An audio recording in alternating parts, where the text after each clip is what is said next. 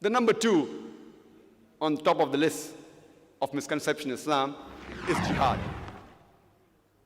And there is a great misconception regarding the meaning of the word jihad, not only amongst the non-Muslims, but even amongst the Muslims. Most of the people, irrespective whether they're Muslim or non-Muslim, they feel that any war fought by any Muslim for any reason whatsoever, irrespective whether it be for personal reasons, for political gain, for regions, for language, for any reason, if any Muslim fights a war, it is called as jihad. It is a great misconception, not only among the non-Muslims, but even among the Muslims, that any Muslim fights a war, it is termed as jihad. Jihad comes from the Arabic word jahada, which means to strive, which means to struggle, which means to exert effort.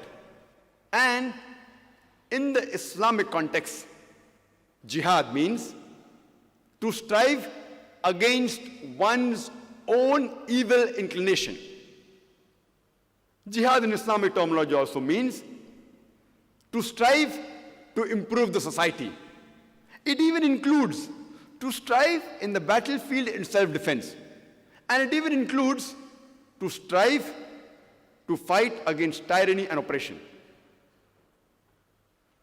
Jihad comes from the root word jahada, which means to strive, which means to struggle. For example, if a student strives to pass in his examination, in Arabic, we say he is doing jihad. He's striving, he's struggling to pass in the examination.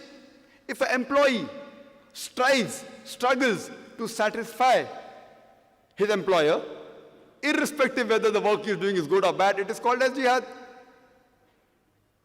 Irrespective whether the employee, whether he's doing good work or bad work, if he's striving to satisfy his employer, it is called as jihad.